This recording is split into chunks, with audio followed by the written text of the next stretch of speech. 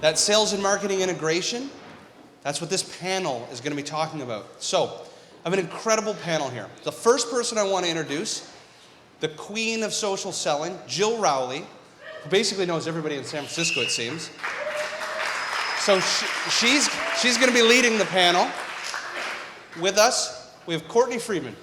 And Courtney leads social selling at SAS globally. And her claim to fame, and we're only March 29th, she's been to 8 countries this year already. I imagine a lot of that's for business. So next, we have the global head of sales training, Kevin Casey at Thomson Reuters. Kevin is absolutely getting, and he lives in Philadelphia.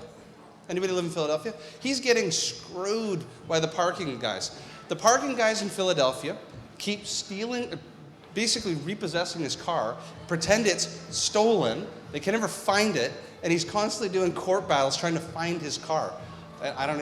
You got to tell that story. Still looking for his car. We have Lauren Friedman, and she's running the social media and social selling program at Adobe. And her claim to fame, this is crazy. So she got this job without ever meeting anybody because she was on Twitter, hammering away at Adobe. They hired her without even meeting her.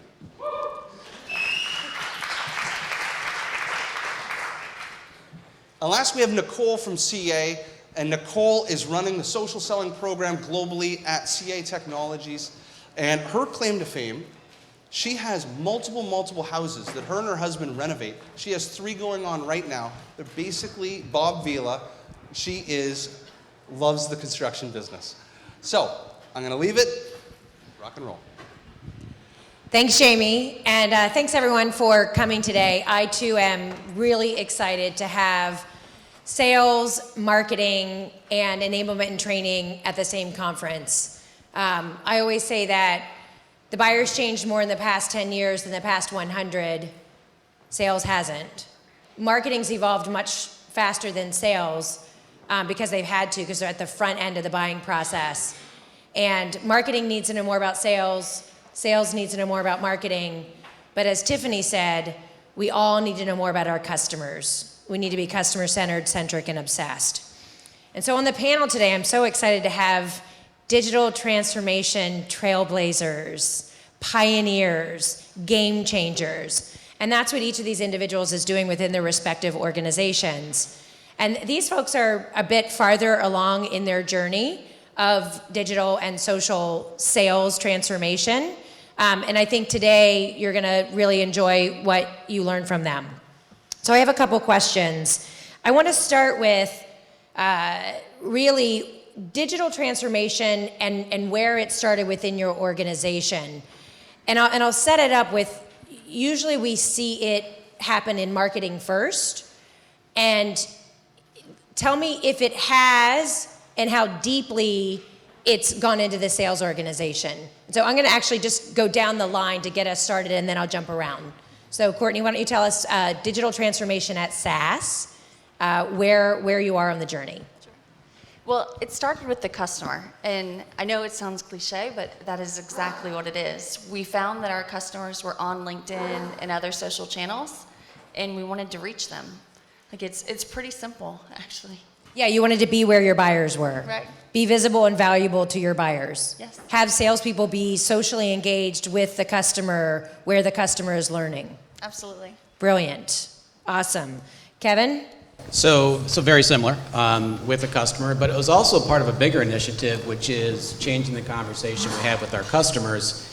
It's not simply about the better email. It's not simply about LinkedIn. It's about how we can better educate our customer base. Our customers are lawyers, they're PhDs, they're accountants, they're financial professionals. They like to learn, they love to learn, they need to learn and educate their customers. So we needed to have a comprehensive approach, and this is one part of that approach that we needed to implement.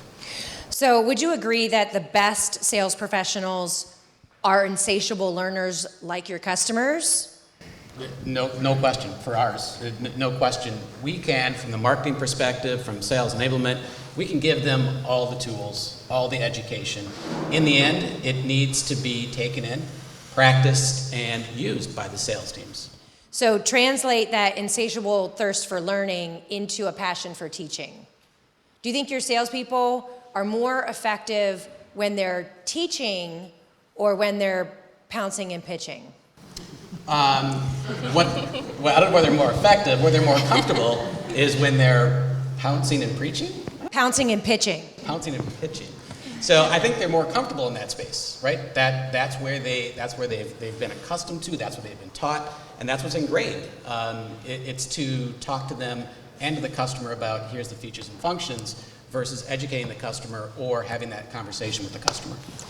So there's a lot of sales training, and you have 2,000 hours of facilitation and training under your belt. You believe in coaching and reinforcement. How do you undo the product focus, the me, my company, my product focus, and change, really, to me, it's not even skills and tools. It sounds like mindset. So how do you change the mindset of your sellers? How do you do that? Yeah, it's a reality. And as Tiffany pointed out about machines, can technology eventually replace a salesperson? Who knows? But it's definitely a reality, right? If you put in the various features, functions, factors go into a decision, can technology replace that? It reminds me of the great line from Caddyshack. So we have Caddyshack fans here. When the caddy master is saying, if you want to get replaced by golf carts, keep it up. So it's the same with the salespeople, right? If we don't adapt, and I myself sold for a lot of years, it's not an indictment by any means of a sales organization, but it is a change of behavior, and that's difficult, right? That's what we're comfortable with. Yeah, so technology won't replace people, but people who don't use technology will be replaced. Works for me. Okay, good. Lauren, hello, good morning. Nice Good morning. to communicate with you via Twitter this morning. So tell me about Adobe. And Adobe is an incredible company that sells incredible digital technology. So one would assume that your organization is digitally savvy. But that digital transformation usually starts in marketing. Mm-hmm. How deeply has it penetrated into the sales organization? And maybe what are you doing to help catalyze? I don't want to say push, catalyze the transformation in sales. Yeah, so I sit in the marketing organization, and so I've been able to kind of watch this digital transformation. And I think that one thing that we do really well is we have shifted. Let me back up. So Adobe sells a lot of products. And for those of you that don't know, we have both a creative cloud and a marketing cloud and a document cloud. So we sell tons and tons of products. And I've been able to watch the transformation from selling products to selling solutions. Mm-hmm. And I work very, very closely with our sales enablement team, who is 150% focused on solution selling, not product selling. And that's been a huge, huge shift for us because we have products, we sell products. And sitting within the marketing organization, we've been able to build programs and help and work closely with sales enablement to make sure that marketing is talking to sales and that marketing is seeing that same shift as well. So for example, our digital marketing blog used to be all about our products. It used to be, how can Adobe Analytics change your life? How can Adobe Campaign help you optimize your campaigns? And it is now shifted into, what are these problems that our customers are having, and how can we help solve them? Not, here's a product that can help you solve this. It's a much more holistic experience for our customers. So what I'm hearing is, from a content strategy perspective, instead of leading with Adobe, mm-hmm. Adobe products, you're trying to lead to Adobe. Exactly. Versus, me, but focusing the conversation on the customer journey, the customer issues, which then draws them into Adobe, and you can have a better conversation. Absolutely. Okay. Nicole. So Nicole's boss, Andrew Plunkett at CA Technology, is a good friend of mine. And I texted Andrew on my way in, not while driving. I would never do that. But I texted Andrew on my way into the city today to ask him about Nicole. And he said that you have the ability to make complex things simple, and that you have the ability to define process and organize chaos. So I'd like to hear, and I asked him actually, would he write that as a recommendation for you on LinkedIn? Because he said beautiful things about you, and I said that needs to be on her LinkedIn profile. So hopefully he'll do that. So tell me, in this ability to make complex things simple, how are you driving digital transformation within the sales organization? When we heard Kevin say behavioral change is one of the hardest things to get out of sales, how are you doing this at CA? Just like we heard everyone else, the buyers are changing, and we have to be continuously changing. I've been with CA for a very long time. We're constantly changing. I think the making things simple from chaos. We've had some chaos at CA, and we're getting much better at it. If anyone knows the company that I work for, but behavior is extremely important, and behavior is where we need to start. It's not necessarily it's not the tools. It's the functional change in the behavior of the people and what they're doing and how they're doing it. So, for an example, how do we simplify it? We scaled very quickly. We targeted our worldwide sales force right away. We went straight out and just went for everybody. And I would say the best way we got people on board was showing, just sharing and showing a simple ad hoc. If I ever got in front of a salesperson or a leader or whoever it was and tried to explain to them what we're doing, how we're trying to change, and what the behaviors are for the sellers, I just show them one piece. Give me a customer, give me something you want to do, and I'll show you how you can do it in 5 minutes or whatever it might be. And that's how we built the change. And we just slowly targeted different groups and different people, no matter when we had the conversation or whoever we were having the conversation with it. You just had to show what you can get out of it, and it worked. And then we're just spreading it that way. So you mentioned you guys went at it. You went at it at scale. You said, we are going to train and enable our global sales force out of the gate. Yep. So, You've met Andrew. and I love this man. He lives in Charleston, South Carolina. He's got 2 gorgeous sons. I met his wife. She's a writer. She's incredible as well. And if anyone tells you it's just business, it's not just business. Business is done between people, and so business is personal. And I have an invested interest in his success and your success as well, Nicole. So you went right at it. So in terms of how do you improve the skills of a global sales force when you're an enablement team of 5? What did you do from a training perspective to give the sales force access to curriculum and skills development? So that's good. I mean, we all have probably an LMS, a learning management system, or something along those lines. We didn't feel that was what would work to make it easy for them. So it more or less just built a front-end site off of SharePoint and organized the content in a very user-friendly way, where if I'm a seller, what am I looking for? So it was around, am I looking at how do I find people? How do I find my prospects, whatever it might be? And we just looked at content that way. If I'm, again, the simplest form, if I'm that seller, what are the terms they're going to use? What is the way that they're going to look for information, and when about it in that sense? And just give them a front-end site to just follow through and do weekly sessions with them.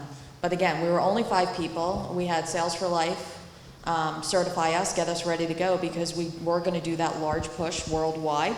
And we just ran simultaneously multiple sessions for hundreds of people throughout.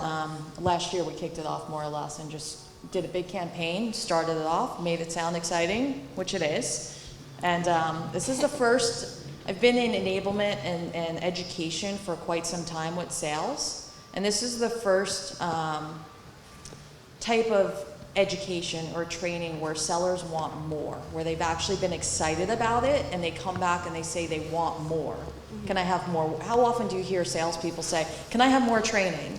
Never. Can I get more education on that? They've actually voluntarily have said, I want more. And that's exciting. That makes it more exciting from an enablement standpoint to see their excitement and interest in building on this. So before I go to Courtney and ask her a question, is it easier to remodel houses or remodel a sales force? I would say houses. Houses, yeah, I would agree. Transforming sales is hard, but you don't have a frickin' choice. The buyer has changed more in the past 10 years than the past 100. If sales doesn't change, you're not going to be visible, relevant, valuable to your buyers. So Courtney, we were talking last night. I was so excited when you shared with me that when you're doing these sessions globally, you're not focused on teaching them how to do social selling. You're teaching them the why. Why should they invest in taking a training course, being enabled? And you talked about the executive sponsorship and commitment to the program. Can you share with the group how that works, what kind of executive sponsorship you have, and whether that's important or not? Oh gosh, yes, and completely important. So our executives were on board from the very beginning. And it started in marketing and in our corporate social media team. And when they started the program, it was really like the how and the what of social selling, and not the why, because they were in marketing and they had never actually social sold, so it was a little hard. But they did do the social selling certification for all of our reps, which was very successful. Required that reps get certified? Required from management. Boom. Yes, yeah. Boom. Yeah. So there's a requirement, but the why is what you're evangelizing. Yes. And are you making the connection to sales that social is about building pipeline? That it's about ultimately driving revenue? What's the why that gets them excited? Yeah, I don't lead with that. I know that they love that. Everyone loves making money. But, Pipeline saves lives. yeah, but to me, I think you have to be passionate about connecting with your audience. You have to really like reaching out to people and networking and connecting before you actually need to ask them for anything. And so I try to help them understand that it doesn't have to be a long game, because you can use social selling to find the right person, so it's much faster. But when you do that, you don't rush to it. There's a bit of an etiquette that I think a lot of people miss in social, and I try to teach them the etiquette and the strategy around, why this is important. Why are you even doing this? Because no one cares about the what or the how until they understand the why. And I'm a huge Simon Sinek fan. I don't know if... Yeah. Yeah, and I don't know if I'm allowed to announce this, but I'm going to, because that's what I do. Simon Sinek is keynoting Sales Machine in New York, June 15, 16, and that's the event that Tiffany referenced, and he really is the master of the why. People don't buy what you do, they buy why you do it. It's amazing and timeless. It is timeless. Yeah. But I think it's interesting too when you try to, because I'm doing this globally. So when I go to each of the countries that SAS has offices in, the why is definitely different culturally. And that's hard. So when I come in there, I say, I know that you're all intelligent people, and I'm not going to pretend that I know your culture and know how to social sell. So it's very important for them to explain what they're doing that is having success, and then what they like, having done to them socially. And then I just tell them, repeat that. Don't do anything to anyone else that you don't like getting done to you. So I like how Courtney is focused on knowing thy buyer. Knowing her buyer is the sales organization, and knowing that there are differences in your buyers in the sales organization and respecting the cultural differences. Kevin, I wanted to ask you a question, because you're fairly new to social selling as a program within Thomson Reuters. The program had been in existence for 3 years. And so as someone who has incredible experience in sales operations and sales effectiveness, in sales training, coming into a program on social selling, be real with us. Were you skeptical at first, or how did you immerse yourself? How did you how did you get into this? So skeptical, no, quite honestly. We've heard all morning about the changing nature of our customer. We also know that we have much larger buying group decisions within our customer base. And the approach of selling to the end user, which when I conduct field rides, too often we meet with the end user. And the end user is not ultimately the person that we need to be with. So skeptical, no, not at all. But again, it was part of a larger understanding of how we need to begin to talk differently. And to the question about the executive support, it's important, but I think just as important is support from across all aspects of the business, whether it's marketing, sales enablement, contracts, procurement. We need to look at how we better enable the sales team as well, right? We can say sales needs to change, sales needs to adopt, but the reality is we need to give them the tools, the insight, the information to do that. Quick example from the sales training position, we talked about solution selling, right? Go out and solution sell. We bring our sales reps into sales training and give them a week of product training. But we're saying no, again. Don't sell product. Don't. But we trained you on product. Good luck though. So what we did is we reviewed how we're conducting our onboarding, and we committed a sin in the eyes of a lot of sales leaders, which is we took product training out of that first week they're in the business. That is so awesome. That is really heroic. It wasn't easy, and you talk about executive support. So no, we're continuing to develop that. But the idea is, I think I touched a little bit on our customer base. Most of them have advanced degrees. They've been using our product for 20 years, often used our products in grad school. Our reps will not know more about our products or services for the first 2 years in their job. They will not know that more than our customer base. So my question back to our sales leadership team is, what the heck are they talking to them about? Are they trying to sell features and functions to experts? Right. That's not getting them anywhere. So what I love, when I asked you the question around social selling, you talked about other aspects of selling. Yep. And I think, Lauren, I'll ask you this, so just get ready. Get ready! Social, tell me if it is a bolt-on or if you're embedding social into the fabric of what sales is doing. Is it that sales are starting to understand that social is part of the methodology, part of the process, part of account planning, part of the research stage, part of understanding where their buyers are? So where is social in the sales organization? Bolt-on or being weaved in more culturally?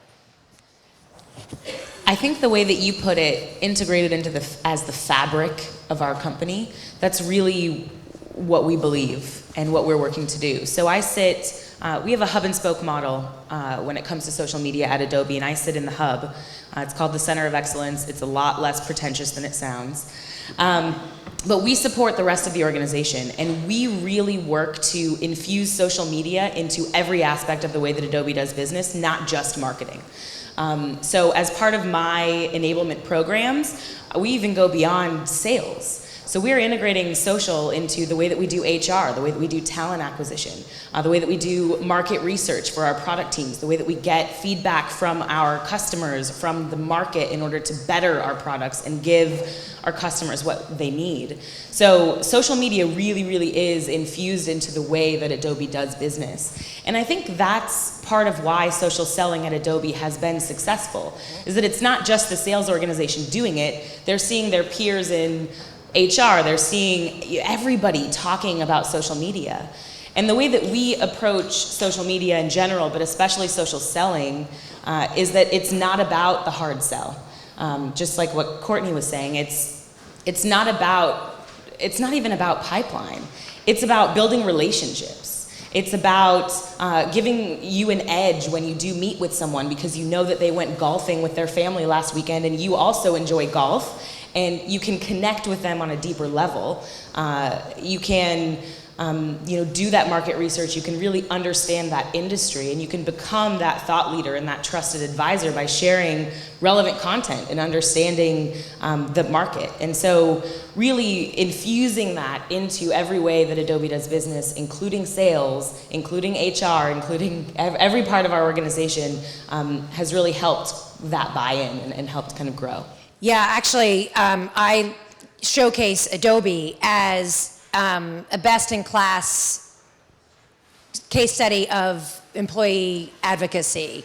Adobe creating brand ambassadors, and your sales, not just your salespeople, but your entire organization, your employees, activating them to be able to share their voice and personalities in social.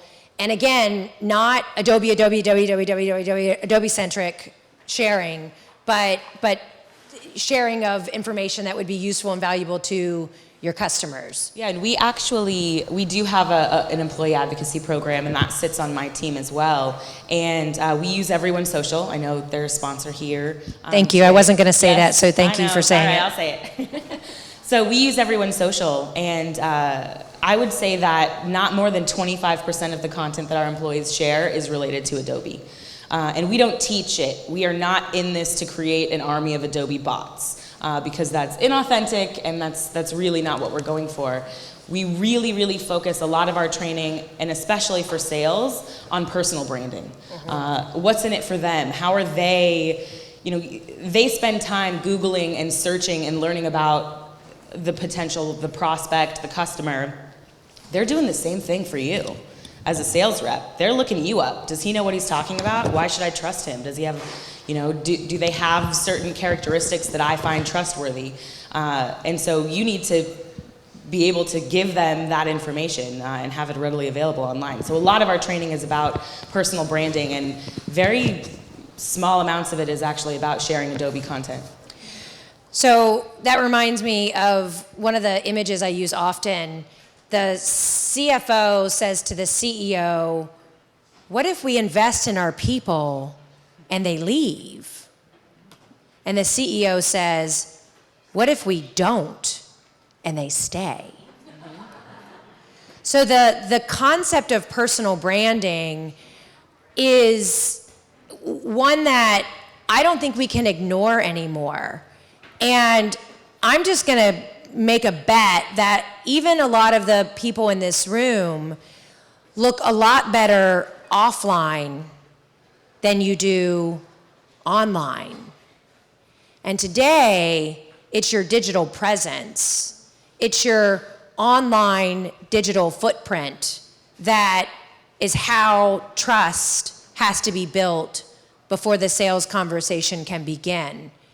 And I don't care if you're in sales or in HR or in finance, investing in you, brand you, is really important. And that digital presence and that digital footprint, the digital exhaust, building your digital reputation is something I think all of us need to think more holistically around.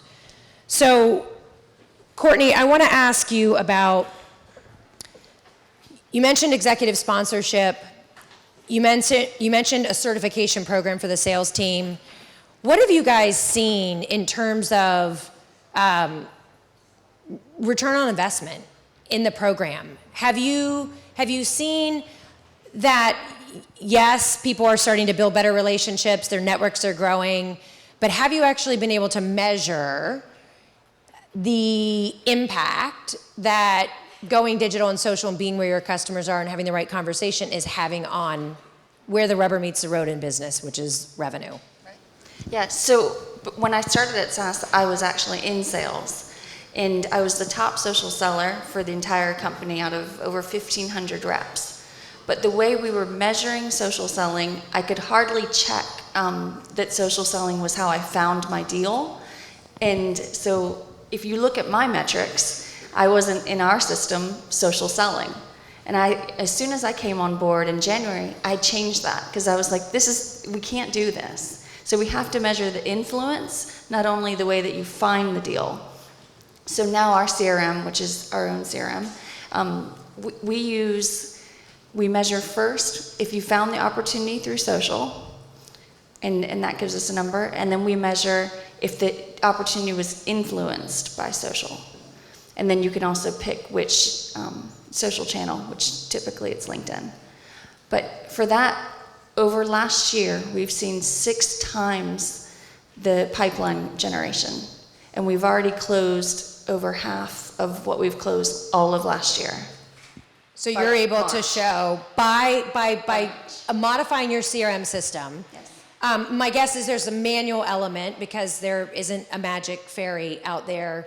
They have to put it. They have to put it in the system. Right.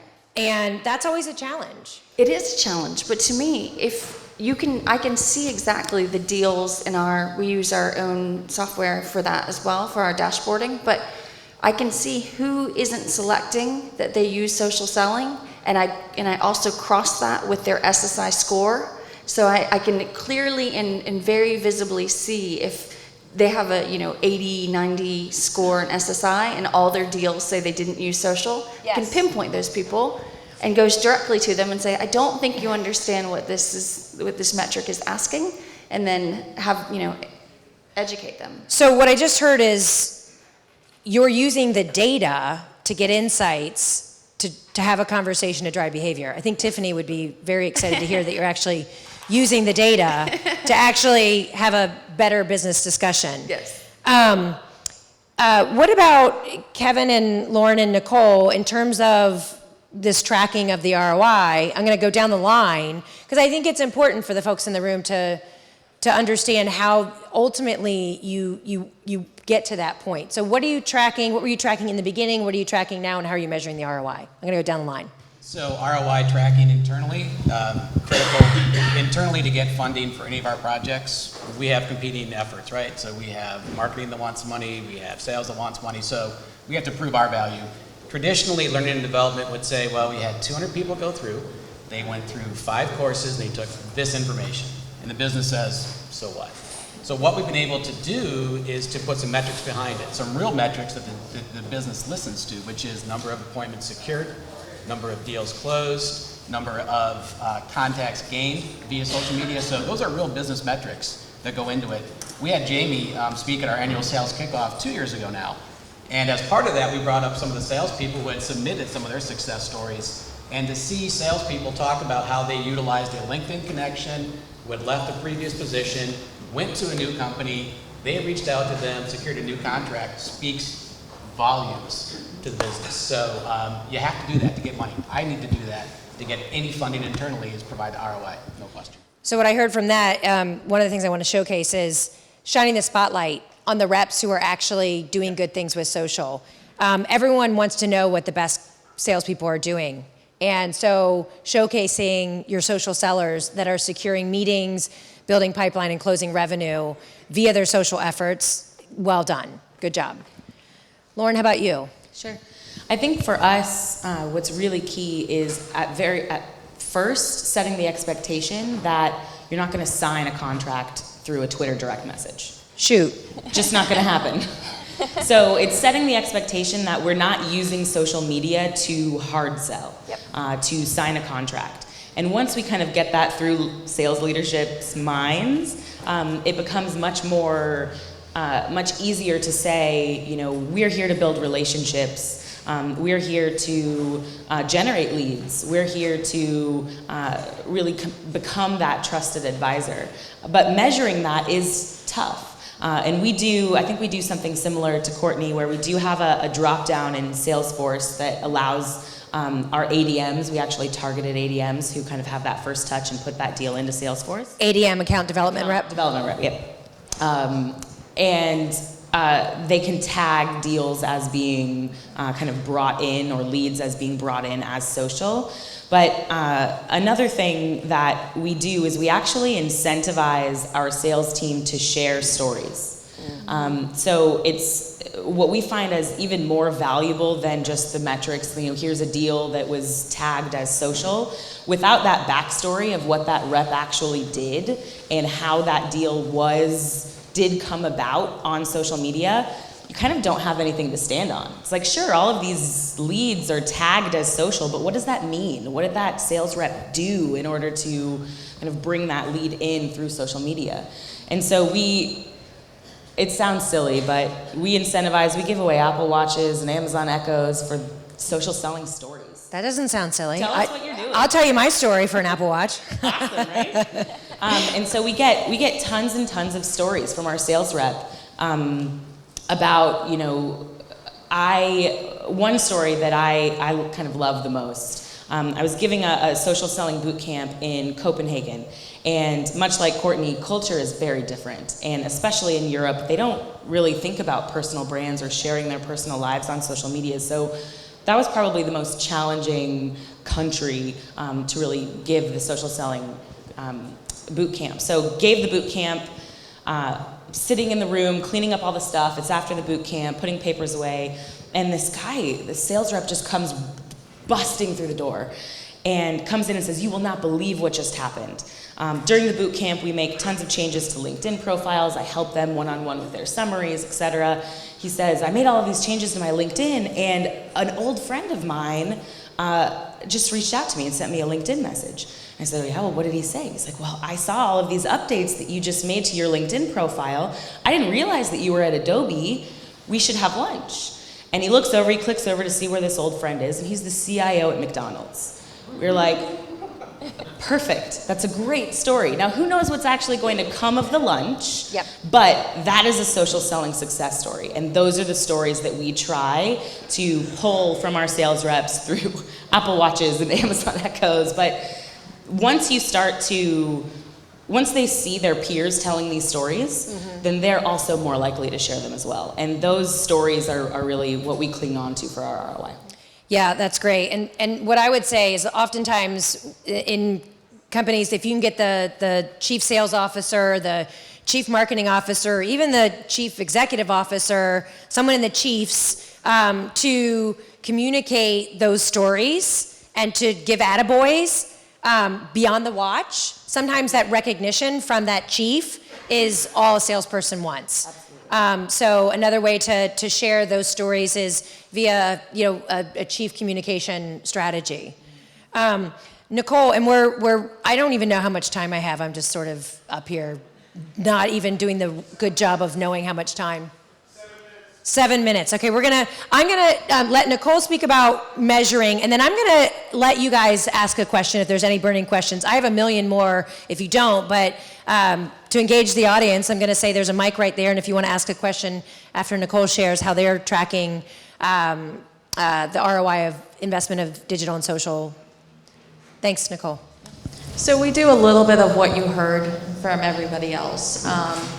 We're a little strict on our CRM, and weren't able to make specific changes to Salesforce for our sellers to actually just check a box or drop down and say, I got this lead from social, or this opportunity was influenced through social. So I'm not able to do that direct connection, but what I've looked at is who's gone through the social selling program, who's been certified, who went through all and applied all the techniques that we taught and that certification. And I narrowed it down to specific markets because we have sellers in all different market segments and all over the world. So I didn't want to put our sellers that are selling to our largest top 100 Fortune 100 companies with those that are trying to get growth companies on board and connect all that. So I specifically focused on, right now, our sellers that are selling to our growth market, new customers that they're trying to get on board, and what does that look like. And I took a look at those that completed the program, certified, went through everything, applied all the techniques, and certified themselves 100%, to those that looked at it more on, I would say about 70%, and those that were under 40 pretty much either didn't go through it or didn't apply anything to it. And look at their retired quota, more or less. Not just their pipeline, which I did look at their pipeline, and the pipeline was better, but more on how well are they doing on closing business? What do their numbers look like? So I can't say all of that was associated to social, but there obviously has to be an influence there. And those that did 100% and really follow through and apply social and embed it into their daily selling routine were 50% higher than those that were under 40% or zero application of social. And the in-between was about 30%. So I have direct numbers in that correlation. So I can't say directly, check a box, this was absolutely associated to social, but it shows those that are changing their sales process and applying and adopting this whole social technique as part of their daily routine are doing better overall as sellers compared to those that don't. And then we also look at meetings, same thing. I feel meetings are definitely a success. So we individually ask people, have you been able to obtain meetings with someone that you were unable to obtain a meeting with before? We look at people that were non-believers, so had no interest in this, and then we turn them around, and those are the success stories that we try to share. We had a lot of and a lot of it comes down to also generational. People that have been selling for a very, very long time, it's hard to change their habits. So we look for those people that were pretty much objecting to what we were trying to do up front, and they got a success and used those individual stories to share through the different selling groups and market segments that we use across CA. I love it. So old dogs can learn new tricks. Yes. That's great. That's awesome. So anyone have any burning questions that they feel like they have to ask? I have a gentleman approaching the microphone. I think his name is Kurt Shaver, because I know all of you in the room. I know your children. I know where you grew up. I know your addresses. I know what you had for breakfast. Some of you didn't have breakfast. You really should have had breakfast. Hi, Jill. Great job. Thanks, Kurt. So a lot of talk about success stories to kind of motivate the team. So I'm curious if any of you can just share like some nitty-gritty details about like how do you collect it? What form is it? Is it email or are they video testimonials? And then how are you broadcasting it back out so people see it? So can somebody just go like peel the onion a layer or two deeper on the success story? Yeah, and can you do it in 2 minutes? Because I love that there's a 2-minute sign back there. So, yes, go, Okay. please. So we created a portal, a social selling portal on WordPress in our internal network. And in there we have a tab called Social Success Stories. And in there we have video testimonials that people submit. And I did it on purpose and made it shot from an iPhone so that anyone in the world could send us one. And they just email it to us and then we upload it to our portal. And that has been, other than that, we also do in-mail screen captures. And then legal, we take out the names of the customers and we share those as well. So it's... What I love is you've got a central repository. And not just for sales success stories, but for all things related to social selling. So that if your sales team wants any information, best practices, tips and tricks, training, content, they can go to one place and it's all organized. Okay. Anyone else, please? Sure. Yeah, very similar. We have a central repository as well, where we've got tips and tricks, best practices, etc. A lot of our success stories are email. We want to make it easy, so we want kind of the lowest barrier of entry to share a success story. We've had a couple video success stories, but most of them are just email. And so I basically collect them. I tag them in my inbox as social selling success story, or SSS, and basically just aggregate them, put them in this repository, but we also send out newsletters. So through Everyone Social, we have access to everyone that's tagged as social selling, and we send out weekly newsletters that feature a success story of the week, if you will. And that's helpful to get that in front of people. Great. Nicole has something. Please tell us. Add one thing. We collect them, but my sellers aren't voluntarily giving them to us. So I have like I said, we use a SharePoint front end site, but we also created a private group on LinkedIn to share best practices and so forth. But we hunt them down. We go after those that we know are doing well and we can see it. Usually you hear something or if you're having a different conversation with them on a different topic or in front of them. I have got, like I said, there's 5 of us around the world. We just always bring it up and always bring up conversation, and no matter if we're talking about sales process or what you're doing or enabling, we ask, what have they seen, what have they done, and just collect it as we go. Great. Kevin, I want to give you an opportunity. Any parting? It doesn't have to be on that. It could be like a tip of the day, like brush your teeth, or anything that you want to share with the audience as a party, because I don't want to leave you out. No, I appreciate that. So, in the larger scheme of what we're trying to do and where social selling fits into this, and I had this conversation with Jim Navaji this morning, It's about how we communicate with our customers, right? And regardless of their experience level, regardless of their success, it's how do we better communicate in the appropriate manner with our customers. Great. So know thy customer, be where thy customer is, be the best advocate of and for your customer. Yep. So I want to thank the panel today. I think they did a fabulous job.